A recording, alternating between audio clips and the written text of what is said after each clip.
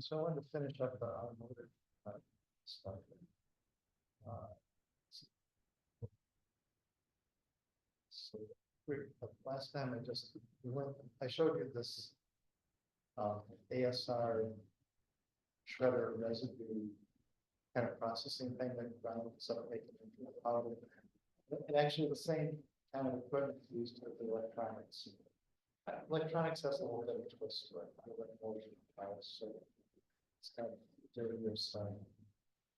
So and there's also a lot more value added in electronics because it has a lot of components, metals and things. So the car parts haven't got that thing that they have chromatic carbons and trioxide and flame retardants, both of which are carcinogens.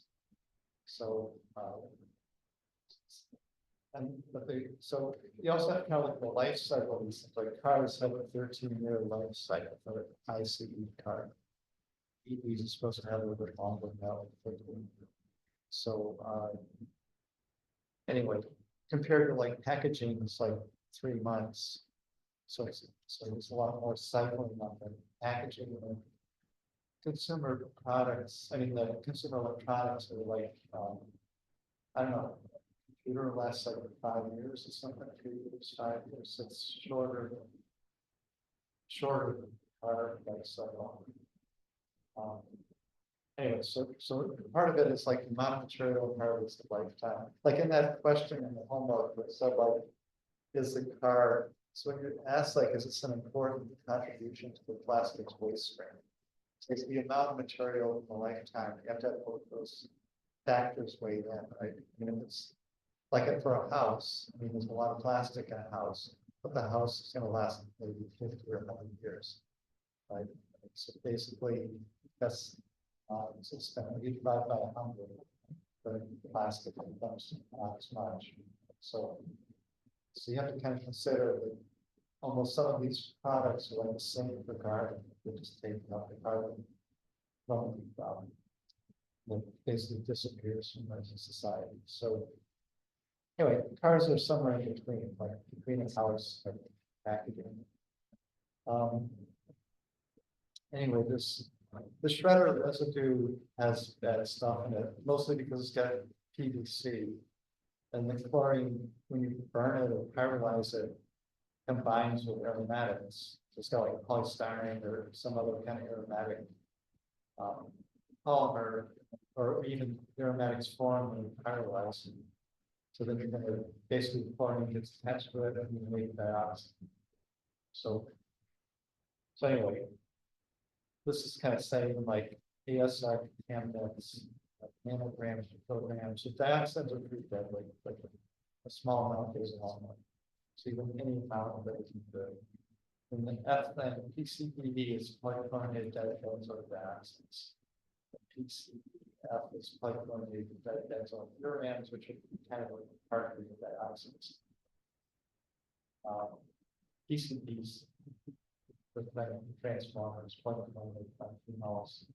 Again, there are transformers in the car that have PCBs. So some of these things are electronic components contain those things, and then polyaromatic hydrocarbons. Those are all the few parts for the right sort. Anyway, so those are like things you have to deal with this ASR residue. You can't just put it into normal recycle stream. Right, so you got those problems. And add on to that the bromine flame retardants and the antimony flame retardants, both of which are carcinogens. So it's kind of things start adding up with the toxicity of this ASR residue comes out of that machine. I showed you on like a week ago. Yes, I showed you that video. Anyway, so then these are percents of metals in the ASR, so it's quite a bit. Some of that is paint, and chromiums, chromium coating, lead, I'm sure lead comes from maybe the batteries, or the wires, coppers, wires, some house wires. This is flame retardant, cadmium, and the batteries, yes, those are part of the maintenance, and those are the relays. Some of the relays have So say if you just totally grind up all the parts of the car, get the ASR from that, it's gonna have these components on it. It's like putting the, they used to do, see if pigeons had a magnetite in it to see if they would locate with the magnetic field over here. They figured it out by putting the whole pigeon in the building. Do an analytic test for that. I did some bird work. I mean, anyway, it's the same deal here. Like you throw the whole car in, you gotta get these components for the extent.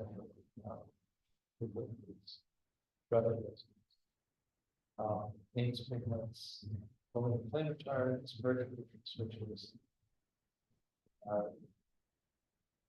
So if you happen to get some like battery part into the ASR, that means that amount of this. Anyway, so the homework asks you to go through these things. These are, so what can you do with it? Like you can send it to a landfill. I mean, that's what's being done now, partly. Or you can burn it in the furnace, but there's problems with burning it in the furnace. The furnaces, because it's so flammable, I guess the high caloric value and burn too fiercely, not able to control, and unburned. So anyway, it ends up going on the furnace. Like you can't just dump it in pure burn the SR. The most you can mix in, so you can mix it as a cut of the furnace, it will only be like 2 to 3%. So you have to be running a furnace quite a bit and then feed in a little bit of this.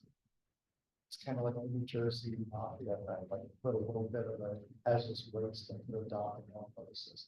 So you kind of burn it with the other things. None, it doesn't sound like a really optimal way to do things. Anyway, maybe there is really an optimal process for this. So it's this company that makes pyrolytic equipment. They have a design of 2 of them. So in the homework, I asked you to kind of go through these 2, kind of just go through the process. Assuming that chemical engineers like to do that. So you may have may not find this useful. But basically, plastic comes in, and then they have this is without oxygen inside. These are, none of this is with oxygen. No, this one is with oxygen, this is without. So this is pyrolysis over here. This is actually burning it here to make thermal recoveries. This is like a furnace afterburner from the pyrolysis unit. And the pyrolysis unit is making city gas, like hydrogen and carbon monoxide. So that can just go straight into a normal chemical plant, and processing for all of the products, like ammonia production. So anyway, I mean, they show the design of it. So this part said 600, 800, the other one said 1300, where it's actually burning city recovery for that part. So it's like a 2-step process. This is for the pyrolytic. I think all of the processes are kind of similar with this. They're actually listed. This is another unit that has, again, it's like a gasification part, an oxidation part. It's got a kind of a recycle thing, big thing that's like a patentable. So how they recycle the plant part back into gasification. I guess it still has an energy value. Go back here. Product gas, which again is hydrogen, carbon monoxide. This is just CO2, whatever else comes off it. Anyway, they have like those 2 things for this kind of gasification technology. They have some other technologies on this. This makes chemical plants to build plastics. So these things, these can take both the ASR and the electronics part of this. There's a little bit of choice with electronics, and then the slag that comes out of the furnace has like gold in it. So there's a lot more motivation to recover electronics waste, or you can make money with electronics waste. It's a nasty job. It's not done in the US, or it's done on the Thailand. I show you a lot of electronics. Basically, So there's a bang for the buck on the electronics waste, there isn't on the bottom of the place.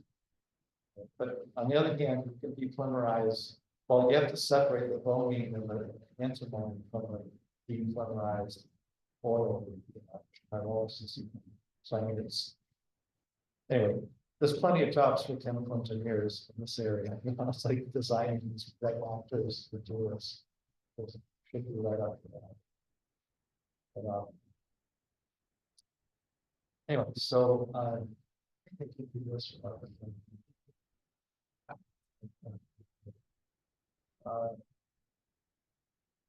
So, so again, there's problems with these things. This ASR has a lot of energy in it, so it has problems with they've had things go up with processing this stuff. So, so it hasn't really reached a point where this is like a normal way to do it. And so anyway, solution by dilution is like they put in a small cut, you know, ASR into the furnace with other fuels.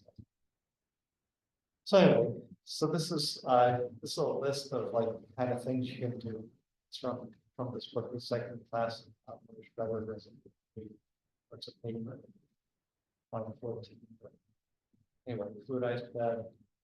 That's essentially one of these machines back here. This is a fluidized bed setup. There's like sand, fluidized sand in this stuff. So it's kind of like a flow through in the sand. So you can get this. And air factor of gasification process, vertical shaft gasifier, common current flow, rotary kiln. So these are kind of some of the major ones in 2014 that we can use for ASR particles. I think these are generally across the industry, kind of like plastic waste, so it's just for ASR. Then this pyrolysis thermometer is the kind of thing that works with polyolefins more or less, but maybe if it's a mixed plastic stream, it's a lot more difficult. So you have to separate all the hard plastic components, which is a huge number. So basically, it's hard to imagine how that would work in an automotive recycling process. Anyway, this is a list of kind of commercial post-better technologies, just checkbox of like what components that makes out of it. What kind of the things you could possibly put in are like air classifier, separate the plastics, and then separation and all that. Eddy currents give the aluminum out. Then screening, trommel separation.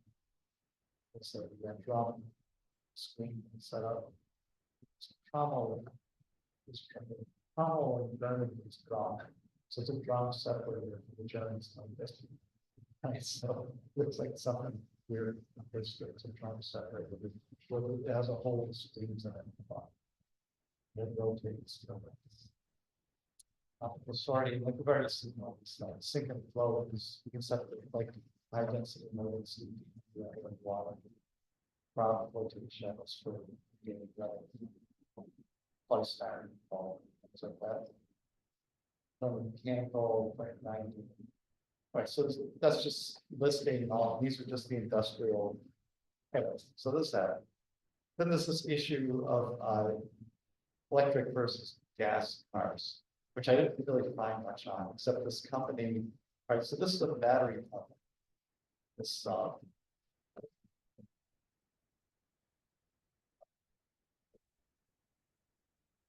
this company's Clarios.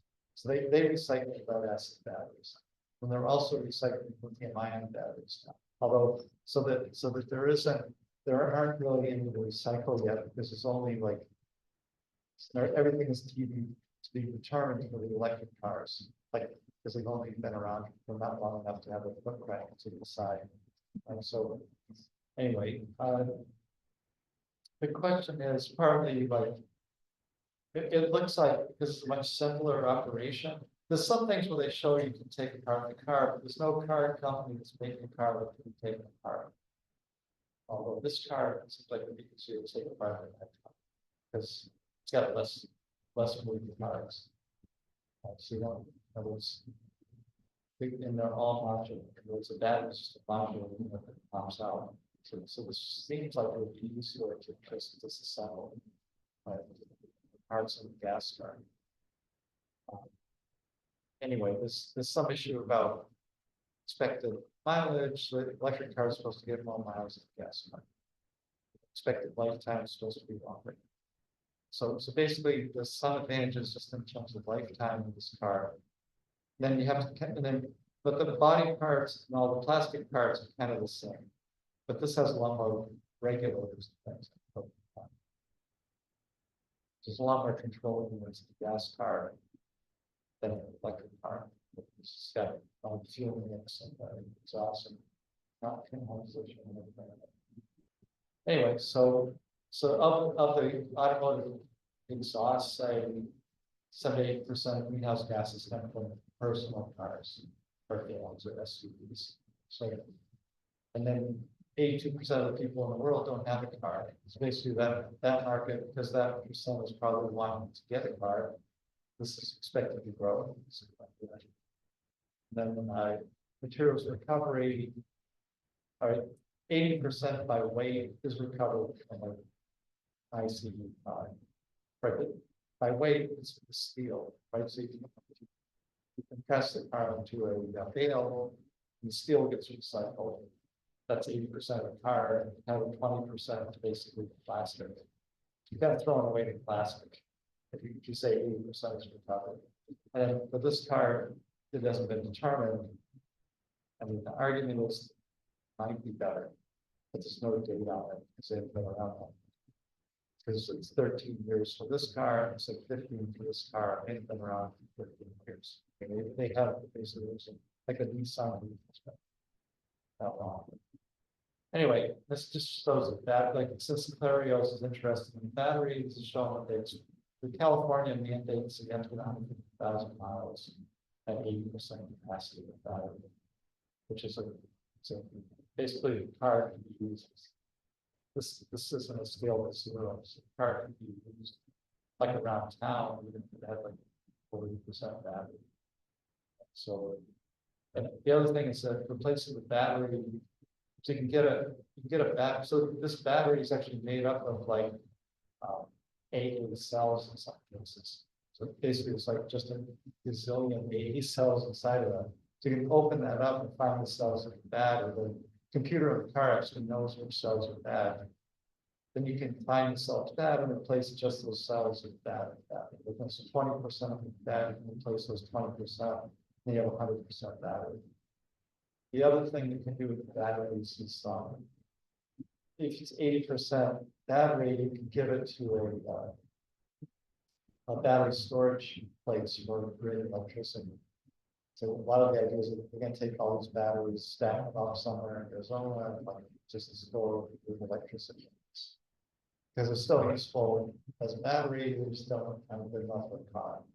And if you have a thing that you want to really want the volume to last, like a grid storage place, and they can last another 20 years. So you know, there's a lot of schemes about what to do with it. Rather than taking these, grinding them up in a shredder and separating the lithium, cobalt, and whatever else is in it. It's kind of a metallurgical process, which is, I mean, the metallurgical processes for the electronics as a whole, like the course in itself. So I'm not going to cover that. But basically, if you look at like electronics recycling, like 3/4 of the books are about metallurgical separations from ground up system of mixed metals. Anyway, these are the metals from comparing them from an ICE car to it. Like copper is more metal. I mean, a lot of it's in the cathode.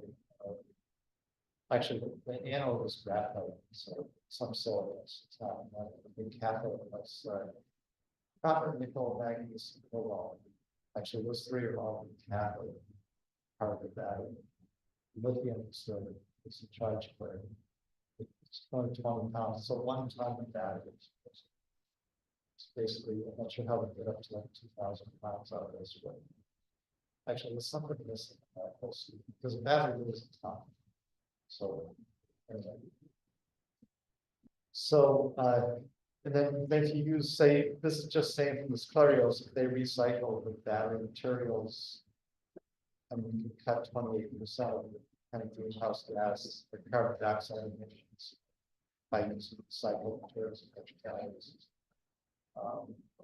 That's just the more to second cars. Anyway, this guy, I have this. I think it's 6 3 months. From hard hats to steel-toed boots, Granger's got your safety needs covered, literally. As we venture further into an electric vehicle transition, there have been recent debates about the actual environmental impact of electric vehicles. Arguments cite the production emissions generated when manufacturing EV batteries, or bring to focus the carbon footprint of the grid electricity. These are valid concerns, so let's sort through some of the arguments. Today, we will investigate the lifetime carbon emissions of electric cars versus our traditional gasoline cars. When manufacturing a new EV, original manufacturers must consider an entirely new powertrain. Like they drive it because the greenhouse EV battery production begins with critical materials such as lithium, nickel, and cobalt that can be difficult to mine. The production process requires multiple stages. That's extreme. So, if you want to listen to that. All right, that's it for automotive stuff. Any comments, anything on it, or anything? I thought it was good to kind of go through the topical areas and kind of see the sectors of plastics, because automotives, like people are working in plastics, a huge amount of but that's more I'm not sure exactly why, but it kind of gets up that like people that went to grad school with polymers, maybe equivalent in industry. So it's somehow that it's something value added area of work. But yeah, so it's also like some fraction of what is it, 15% or something of the cut in plastic waste, or 10%, yes. It's like so electronics is another. So you're kind of picking off the big ones, packaging. I mean, others like building construction, that's a long lifetime. And then agriculture, I'm not sure how to cover that, but I'm not sure exactly what that is. But so anyway, I might look at agriculture. Textiles is that's a pretty big chunk. If you think about all the synthetic fibers imposed, lifetime's like 10 years, it's a fairly quick turnover. So, but automotive is like 10%, electrical is like 5-6%. So those are the big chunks of the plastic waste.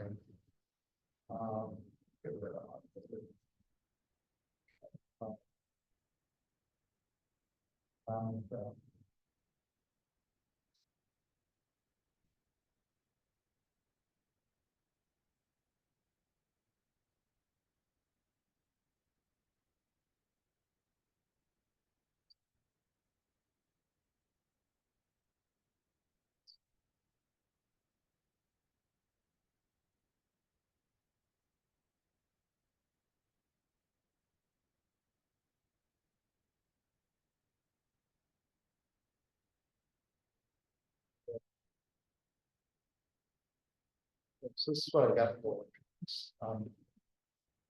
Let's see. So this is waste electronics. 2019. How much is produced by region? The amount of waste. How much is collected through the cycles? So U.S., Asia, Europe, Africa is always like smaller. So then amount recycled is big in Europe, smaller in Asia, US. It's hard to tell which one's a lot of what's recycled in the US is shipped to Asia. So it's like a map somewhere. That should go to the first. There. Oh, that's like a general. Here's a map. This is a map of where the waste goes. This book has like low resolution, so kind of, anyways, it's like US and Europe, and everything's going to like climate resolution. Various kind of countries in the South, when China's stopped taking, it's like China had that rule, they stopped taking our waste. So it's instead of going to like Southeast Asia and South America. That's kind of a lower resolution of same thing. And this is saying like Africa, which is, I guess Nigeria is shown. So anyway, this net flux from Australia, Europe, US to kind of poorer countries. So it's kind of part of the scheme of this thing. Right, so it's partly so they're making money on it, like especially like the circuit boards, which have so the value added part like the dead end part is a CRT. It's not much you can get from it except like the virtual things. Right. So CRTs are like the worst thing. The best thing you can get on this waste stream are these printed circuit boards because they have all kinds of like really small amount. I have a table of all of them. Yeah. So it's a huge amount. And then the plastic in it is an epoxy fiberglass composite, which can't be recycled. But you can grind it up into a powder added this amount in small amounts, up to 16%. Sometimes you can put ground up. The problem is it all has bromine or antimony, so it's carcinogenic. So your country is carcinogenic. And it's for the long term. If it's worth whatever savings you got, like putting 16%. I mean, maybe you can put 16% of them in the country, the solid, right? So anyway, so of the in e-waste, these are like the materials. So metals make up a good part of it. That's all value added. So you can get money back for that part. Plastic's going to cost you, like it's not. I mean, you're going to end up with something like the ASR plastic residue stuff with that. Metal plastics mix. So if you can pyrolyze that, I'll show you the process where we heat it up to separate the circuit boards and things. And then you can separate the screen part from the white machine. Unfortunately, like most of the processing is being done in like India and Thailand, like on a corner shop where people just have a pair of wire cutters, like flipping off the metal or electronic components off the board. So with no gloves on, like so slow and everything. Anyway, so and then that's being sold to someone that will be processing and then toss the board itself, the fiberglass processing. Then cables, screens. So CRTs are a problem. LCD not so much. And in circuit boards, they show us a small part here, but it's actually, I'm not sure why they even do that. It's because it's basically the metals. Oh, the printed circuit boards, and this is the actual, this is by weight. This is by weight. So that's the actual fiberglass composite, like the board, and which can either be paper or resource and aldehyde, which makes some have epoxy or epoxy with fiberglass. So it's neither one of those exactly be recycled. You'd have to go anyway. The only way to recycle is the fiberglass. You have bromine ingredients to sort of oil. You have like carcinogenic and stuff. So it's nice one. So this is the grinding, shredding, and seeding. So you start, this is a printed circuit board, and then that's a printed circuit board challenge. We ground more and more of it. They don't show, I'll show you a video of this operation. So it's actually a separation parts, so that the board is separated from parts. You get kind of washed.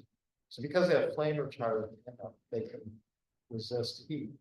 So the heat you need, like if you want to remove the solder, you can do that without burning the board. So the boards go through like a furnace to remove the solder to pull the components off, but then you end up still the board can survive that because it's full of heat. Flame retardants. The green isn't toxic though. Like you look at this and say it's green, it's that. But the green is just like resistant. It does the solder can't stick to it. That's advice. You gotta like roll on the solid stuff. It's got kind of tracks in it, but the solder will just fall off, like it will automatically kind of burn this. Like you can, like if you ever, they have these RFID chips. They were really like your car in the garage and things. So when they go by, there's like a radio wave field that comes down and activates a coil of that generates enough juice to make it send a signal. But the chips themselves are like very small. They're so small. You can do like just little specks, like a crystal sugar or something. But you can solder those onto a board like this because they have tracks of solder repellent tracks on it. You can just kind of put it down, the solder just flows right to the right place and they look at it. So you can, like we used to do that on an assembly line with the cars to get into it. Or like the things for toll roads, those are also that kind of chip.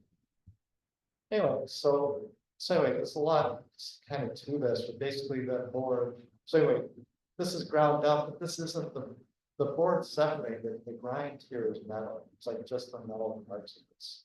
This isn't the plastic. These things are like coarse and fine and basically the components of it. So there's a little bit of plastic packaging on it. Basically, it's all metal. So this is what they're saying. So this is for. So it depends what you're grinding out. So this sectors of this electrical waste and strain. So it's like solar panels. You grind them up. So you think it would be like a lot of silicon. The silicon in that is like 50 micron thick. So there's like almost no silicon. So it's mostly, I think something like 90% of a solar panel is aluminum. It's like you can just recycle it kind of in aluminum. And there's some lead, like the solder is like 10 and lead in the solder. But basically, the majority of the solar panels are aluminum. So aluminum here is 5%, but if this was a solar panel, it would be like 95 or 85% aluminum. So it depends on what product you're looking at. So I'm not sure what. This is just in general. You take all of it put together, which is kind of meaningless because they aren't. You wouldn't throw a solar panel into a general electronic waste. Same with the printed circuit boards. The first thing they do is separate the circuit boards from the devices. So this is probably mostly like computer cases with circuit boards pulled out. Maybe the chips or something. It's hard to tell what this is. Like it's got wood in it. I don't know what wood really have to do on this whole thing. So anyway, this chart would be useless. There's many charts like that. I'll show you like a video one. Like this one. So you can tell like it's a moving chart. So metals here is 60%. It's more than here it's they don't list metals. This is plastics, medium chromium, flame retardants 5%. What's the iron and steel? So all right, so if you take iron, steel, and copper, that's 50-60%. This it doesn't. Metals is 60%. So maybe they're this kind of, but they list this cathode ray tube is one of their items here. So metals and cathode ray tube. So this is a PV, like showing just, so they're showing the layers, but this is all very bad. So again, like so these are the plastic components of it. The PV cells, so that's like 50 micron. And then these other parts are pretty thin too. So the whole thing, the whole package was really bad.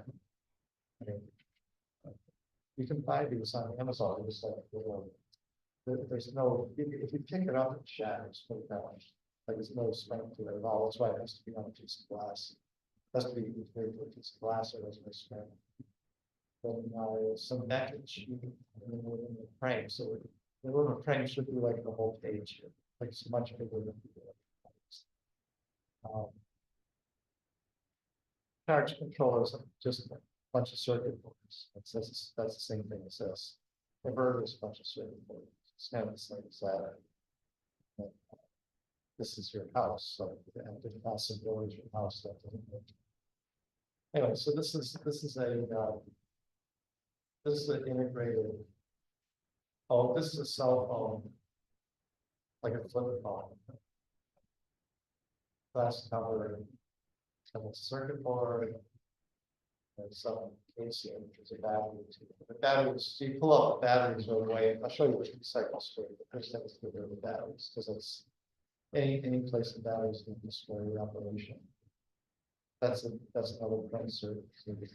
So the only plastic here really is this board. The board itself, which is fiber epoxy composite. This is what, in general, if you grind up all the, you're going to get like silver, gold, platinum, palladium. These are very gold. Basically, a lot of metal. That's all these things are valuable. I mean, the top ones are more valuable than the bottom ones. The copper is valuable, irons. Anyway, there's a mixture of values. So, general composition of the waste. So, organics, random metals. This is by volume. By weight, it's all metal. By volume, it's a mix. Depends how well it's. Then of the metal, which is the value. So you look at all this and say, oh, we want to do all plastics recycling. This is the only part that nobody cares about. So they're happy. Some places are happy to take our waste because you're going to sell the metal and get money. So anyway, so copper, iron, tin, so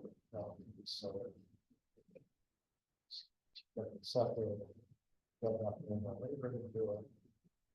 And this breaks down like e-waste things, like air conditioner, I guess it's how much different materials are on it. So if you're looking for gold, it's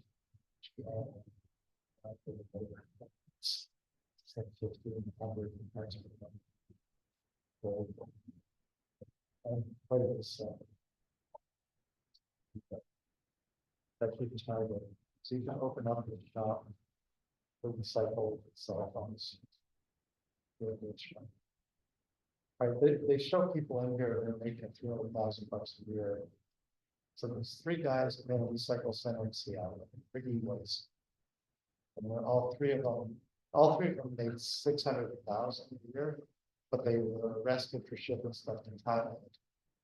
And then if they hadn't shipped it to Thailand, they would have made $300,000.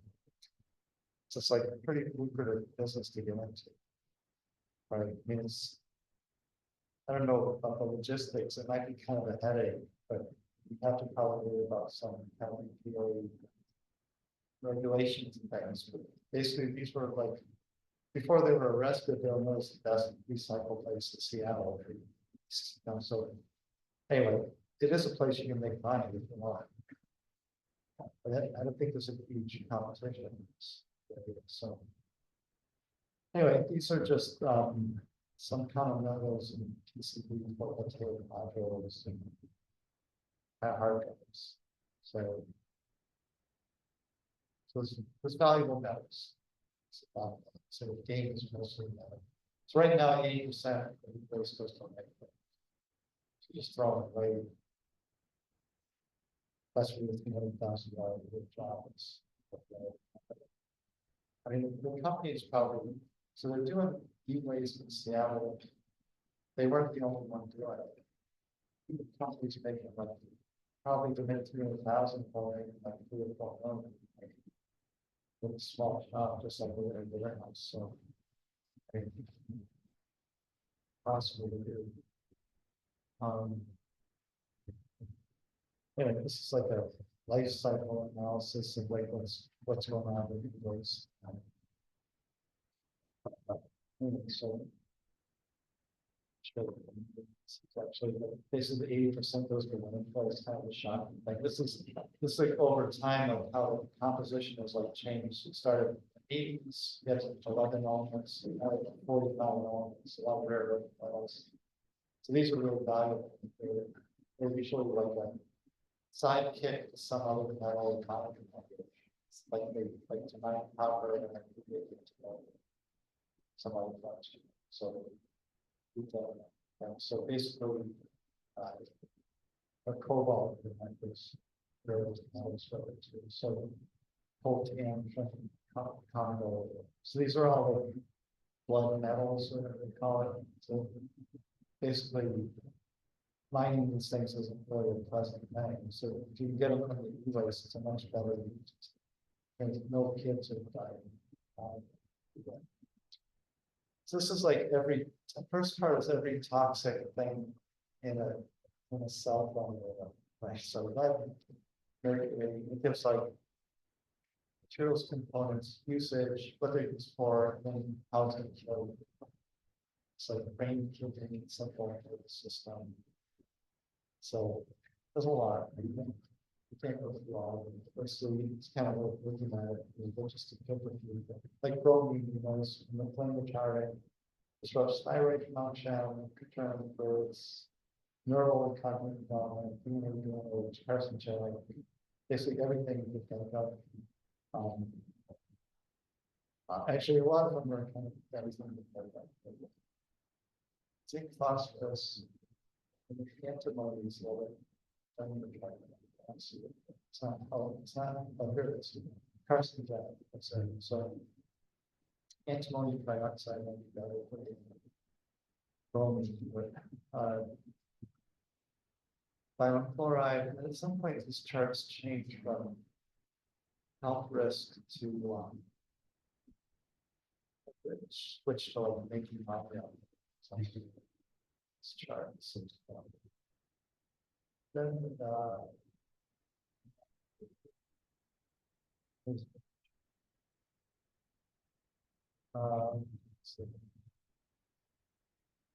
anyway, so some of them aren't toxic. Like the ones down here just have benefits, right? Magnesium, silicon, that's sand, basically gold, silver, noble metals.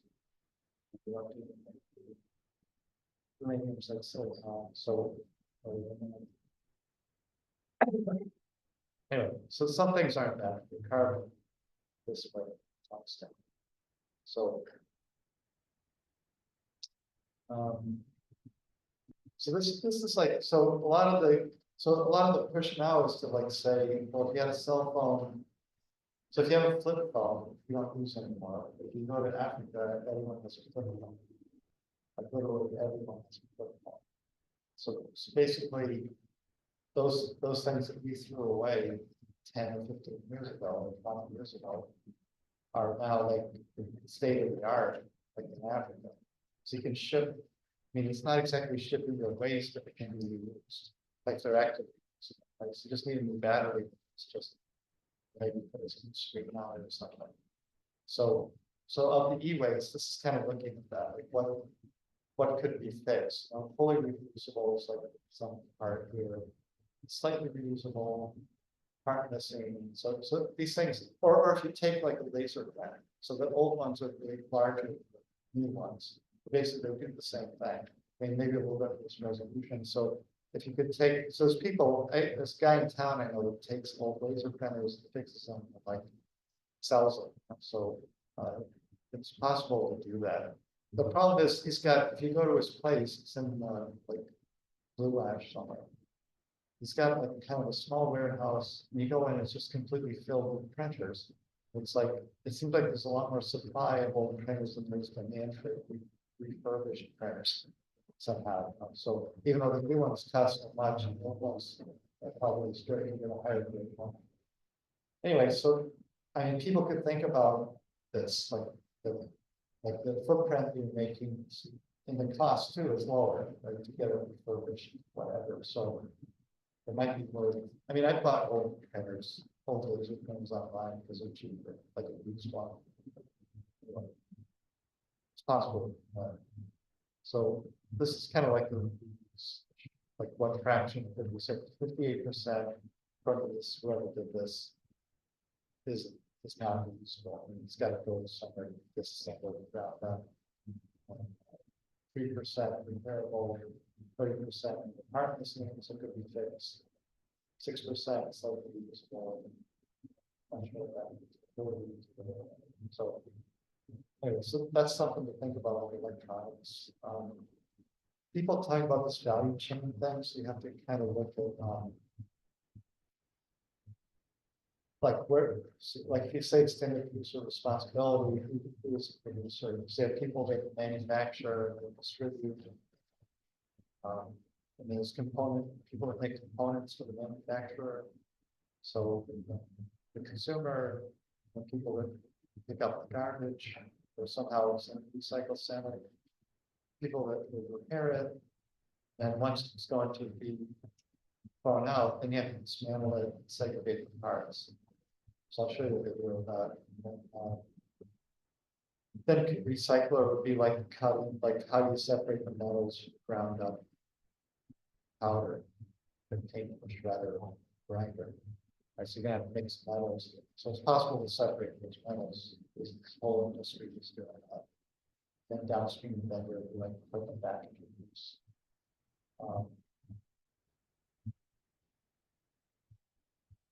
So there's a lot of e-waste. Yes. Not much of it. Most, so I said like 80% going to landfill, 17% will recycle. 70% hazardous waste. Waste. If it goes to landfill, it's hazardous because of all those tables and what things do. So it's a problem. And again, it's not necessarily going to a landfill, it's kind of going to a beach. So, all right, so I'll show you some rules that are just come out this year to prevent this happening. So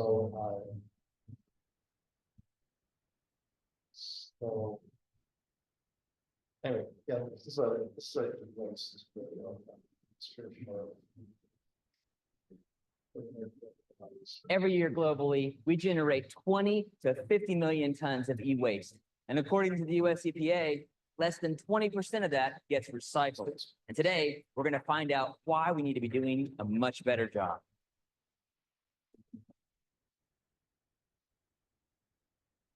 One compelling reason is that 70% of the toxic materials in our landfill are comprised of e-waste. At the Center for Hard to Recycle Materials. And this is just one location where you have a public drop-off that you come and collect. Charm is an excellent example of who we've partnered with to collect these materials. Some other examples would be like your local cities. We work with the city of Roswell, Smyrna, also keep North Bolton beautiful, and Peachtree City. And so we hope to continue to partner with local cities so that we can recoup these electronics and keep them out of our community and our landfills. But we're actually going to head over to your facility now and take a look behind the scenes at what you can pay the guys to strip these things out into separate parts and take the PC, take the print circuit boards and put them in one batch, other stuff in another, separate the plastics, pull out the batteries, or you can take the thing and put it in shipping containers and retire it. The Thailand option costs like 1/10 cost of recycling. But he makes money on recycling and selling parts. So it's kind of a games plan. Right? So the city's paying him to take the e-waste. So he's got upfront money. And then there's the downstream money you can get. But he's not willing to do that. He could just ship it to Thailand, but it would kind of do it different. Right? So there's a game. what happens to all these materials after they're collected. So the staging floor is the first stop in your process for the e-waste. What happens here? What we're looking for is materials that we either have to hand dismantle to remove things such as batteries like our PCs, And we might also remove the hard drive in case someone wants to witness destruction. Also, on this side of the warehouse, we have our copiers. And what we do with these is we're going to remove the toner before we shred them. And that is a big pile. What is all this? This is our e-waste that's ready for shredding. We brought it over here and we wanted to go through the material and make sure there's none of those items that we cannot shred, such as LCD TVs, glass screen TVs, or batteries. So the next step, of course, is the shredder. Let's go take a look. At this point, we've sorted all the material, and that pile of material, we bring it over here for our mechanical separation. Our first shredder does all the cutting, the heavy lifting of the operation. From there, you're going to have two separate lines. One handles ferrous materials such as steel or anything with iron content, and the other line is going to handle things that are non-ferrous, which has aluminum, copper, plastic, and any other things you may find in electronics. So we're here on the output side of the shred line. A magnet is pulling the ferrous materials out. That material ends up at the end of our ferrous line. And so that magnet's pulled out all the steel. So what you have here is just your plastics, wire, aluminum, and circuit boards. We've gone ahead and sized it into two distinctive fractions. And that gives us optimal and efficient running at our classification line. What strikes me about the shredding process, in a way, it's deconstruction, but it's done in a more brute force way. But that's what makes this business case for e-waste recycling work. It's pretty much the only economical way and feasible way to recycle electronics at this capacity. Simply because if you were to try and demanufacture everything, you wouldn't be able to keep up, A, and B, the cost would be a lot higher.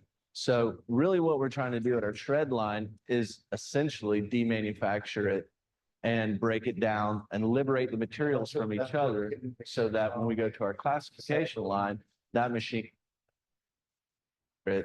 and break it down and liberate the materials from each other so that when we go to our classification line, that machine can sort everything out. You are doing some deconstruction of certain things with screw guns and smaller tools. For things such as CRTs, the glass screen TVs, or things that have a battery that we have to go ahead and open up and take the battery out of. So let's go take a look at the classification line and see how this stuff is separated into commodity. So we're at the last section of your separation process here, the classification line. Well, at this line, what we're trying to do is separate out materials back into their raw components. We use metallic sensors to pull out things like copper or stainless steel. We utilize an eddy current, which alternates polarity to make aluminum literally come off the end of a conveyor. At the end, it's a plastic product that we can also.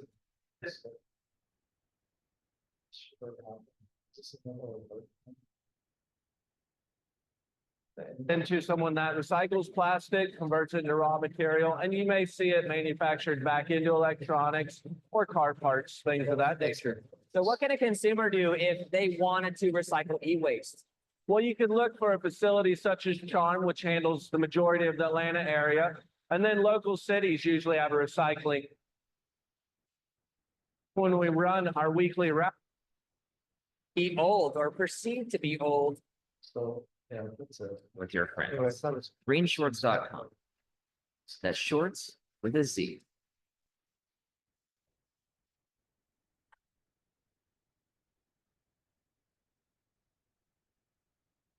Anyway, then, right, so this is the thing in Seattle, where this group. Ohio, your friends and neighbors are already voting. Will you? Make a plan to vote early today. Find an early voting location and don't forget your ID. Learn more at vote.org/Ohio. What happens when neuropathy takes over and your feet start to feel numb, tingly, or burn? You're dealing. They had a place where they'd store it right under our noses. And they just thought they could get away with it forever. And they could have if it hadn't been for those trackers. Right now, you're watching this on an electronic device. Do you ever think about where it'll end up when you're done with it? Many devices contain toxic materials and should be recycled very carefully. Sadly, lots end up in landfills. But even if you're diligent and give your electronic waste, or e-waste, to a recycler, that's no guarantee about what happens next. American recyclers often ship it overseas, frequently to countries in Southern Asia. There, workers take apart toxic material by hand, often without proper safety measures. And US policy lets it happen. But thanks to one small nonprofit, not everyone gets away with it. That means they're really worried about our program probably.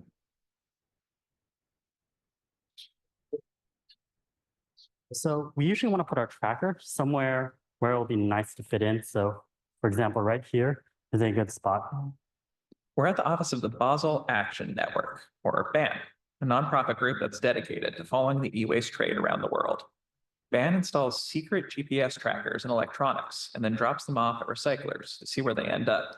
Jim Puckett is the founder and director of BAN. In the late 1980s, way back when, there was a rash, an epidemic of people exporting their hazardous waste to developing countries rather than properly managing it at home, because it was difficult, poisonous stuff, right? So people say, well, we'll just use ships out there and free trade and go ahead and export it. Americans throw out millions of tons of electronics every year. And To ship across the ocean west, because all the stuff's coming to the east and the ships go empty going back.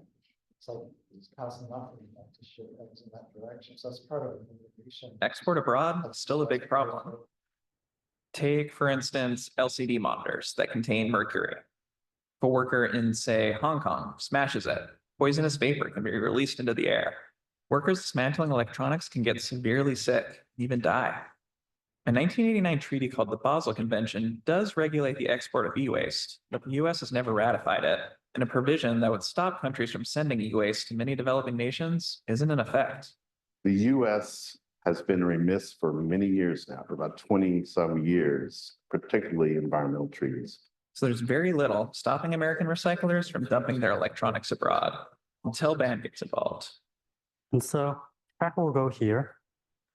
This board will end up going right about there. So it still looks like a normal piece of electronic. Without federal e-waste laws, BAN's tracking system is one of the only ways for businesses and governments to find out who they want to work with. After we bugged this monitor, we made plans to drop it at a local recycler. This is the loading dock where you will be walking up to and delivering it. What do you say when you walk up to the counter? We have something to deliver for you guys. It's an old monitor, just like act like a customer, and that's it. This recycler, which we're not naming, has been caught exporting waste in the past. BAN wants to check up on them. Yeah, it's dropping it off for recycling. Yeah, would you like a receipt? Yes, please. You have your email right up here. Okay. It's that easy. It was incredibly easy. Yeah. What email address did you put in? It's my personal email address, Okay. not my work email address. I was gonna say. Afterwards, BAN sent me up with their in-house software called EarthEye, so I could follow the monitor's trail. As we were working on this video, I could see it had traveled miles outside of Seattle to an e-waste processing facility. Using EarthEye, BAN has tracked the spread of e-waste all over the planet.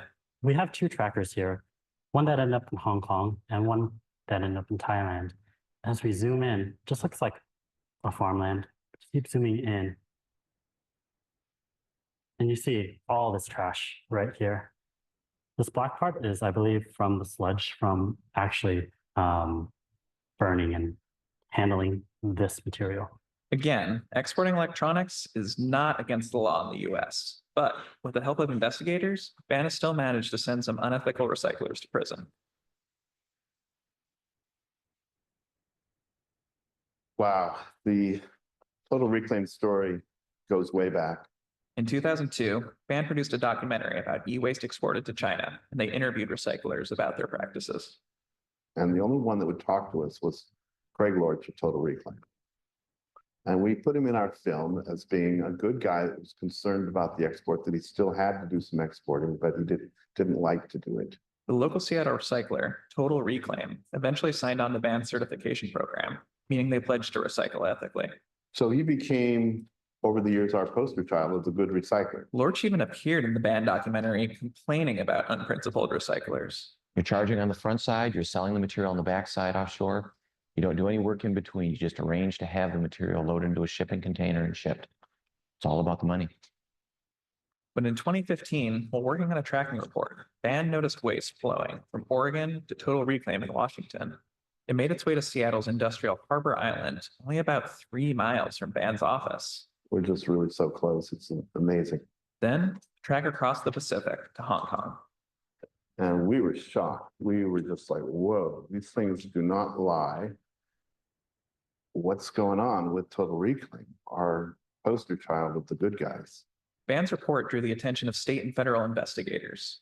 As Assistant U.S. Attorney Seth Wilkinson explains, Total Reclaim broke the law by lying to their customers. In this case, we don't have a federal law that specifically prohibits sending things overseas, sending this material overseas. What we do have is federal laws that makes it illegal to commit fraud, to make material misrepresentations about something in order to get money. And the more digging investigators did, the more fabrications that turned up. Total Reclaim initially said, oh, there must be some mistake. We don't send flat screen monitors to Asia. And they said, what we do is we send plastic to Asia. And they said, what must have happened is that one of the GPS devices must have fallen out of a monitor, fallen into a bin of plastic, and been transported over to Asia. And to back that false narrative up, they created a bunch of false documents. Puckett traveled to Hong Kong, where he found Total Reclaim's discarded LCD monitors, workers who could have been poisoned by them. Eventually, Total Reclaim fessed up. The founders were ultimately charged with fraud. The defendants are charged with 1 count of conspiracy in violation of Title 18 United States Code, Section 371. The founders agreed to a plea deal and were each sentenced to 28 months in prison. So BAN's system worked, although for Puckett, it hardly felt like a relief.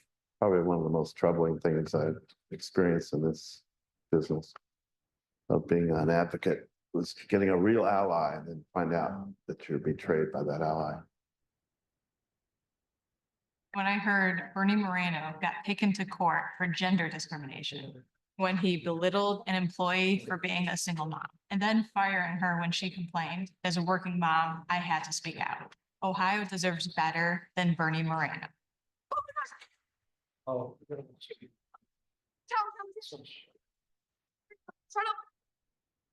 It can be hard to picture just how much of this stuff recyclers have to deal with. So we visited a local business called Friendly Earth, which says it's trying to handle the work responsibly, like Total Reclaim was supposed to. This is what it looks like when you first get it. This is a like a mess. a pretty good example of it. You're gonna see a mix of, loose circuit boards. The grasp. But the way our electronics are recycled matters. I guess the high point is. Due cause. It's about 2.5 million.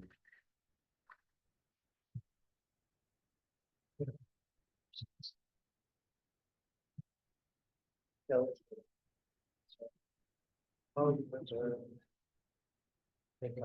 try to do some textiles next time. I'll do a little more electronics and textiles. So anyway, all right, so